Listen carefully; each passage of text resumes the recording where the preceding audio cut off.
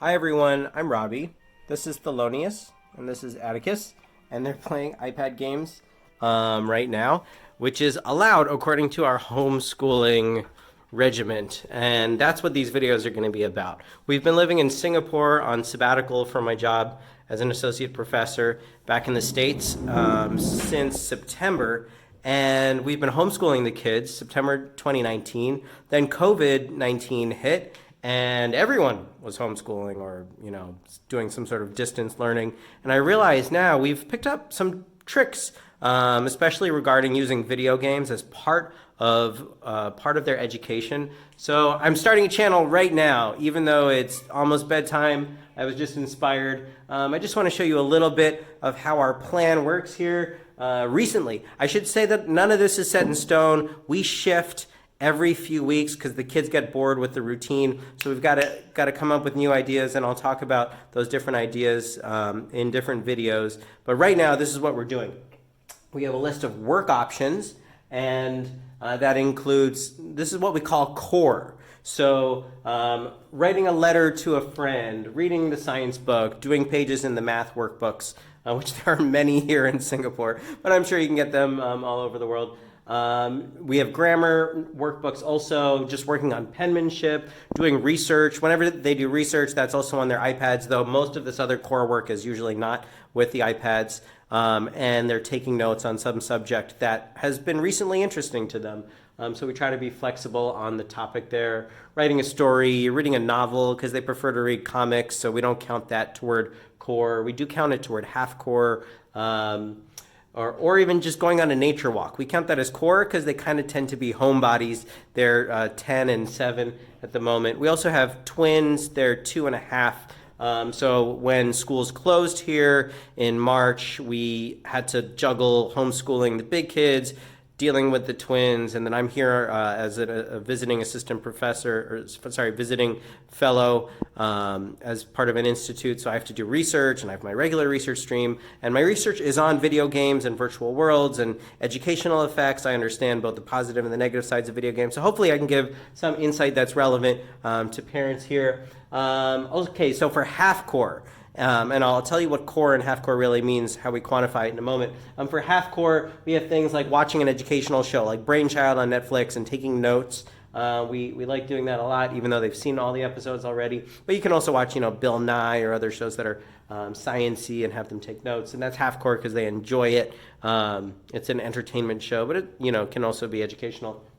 And then we have a list of games. And this is what I think is going to be most interesting to share with other people and see what people think and what other people do. We have a list of games that we consider to be not just entertainment. They're serious games or games for learning, games for some sort of enrichment, meaningful games. And this is a major area of my research. I'm co-chair for a conference called Meaningful Play at Michigan State University. And that is a topic that I think is really important because not all video games are made the same. And I liken them to nutrition. Some are good calories, some are bad calories. So here we have some what I would consider to be good calories. They're not as good as sitting down and doing some math or practicing writing. So that's why they're half core. But for example, Rhythm Cat, we want them to learn how to read music, and Rhythm Cat is a great app for doing that. Prodigy is a math game that requires a subscription fee, but we found it to be worth it because they're doing a lot of math practice as they go around and engage in a world that's kind of like the Pokemon verse, except not Pokemon for trademark reasons, I'm guessing. Slice Fractions, Epic. Epic is a reading app. Code Spark is a coding game that we like quite a bit. There's another coding game. It's eluding me. But yeah, there are a few coding games. And of course, there's Scratch, which is a coding game that everybody knows. Diver is a pretty difficult fractions game that we count. That one is 3/4 core, and Rhythm Cat is 3/4 core because the kids really don't like playing those games for more than a few minutes at a time. It's hard. It's exhausting, but we still make them do it, and I think it's worth it. And Rhythm Rabbit.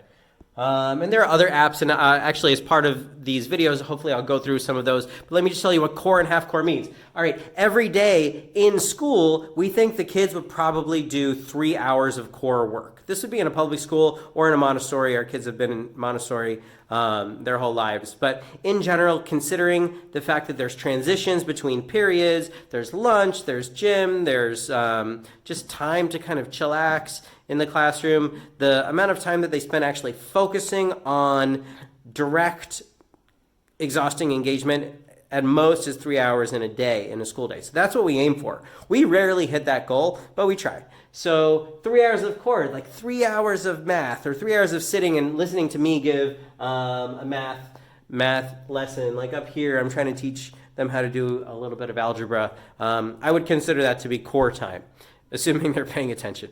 So then half core, if they do an hour of half core, we count it as 30 minutes toward the goal. And then we set up different mechanisms. We gamify the school day. So you guys need to get 1 hour of core before lunch, and then you can play video games for 30 minutes after lunch. And then we go back to working. So we switch between the work cycle and the play cycle, using the amount of core time they earn as the compensation for the reward, which is the playtime, where they can choose whatever they want. Right now they're playing some dragon farming game, and maybe one thing I'll do is talk about the games that I think I want them to play, that they should play, and then the games that they want to play, and how to balance the two, and maybe even how to make some of those entertaining games, more entertainment-oriented games, a little bit enriching too.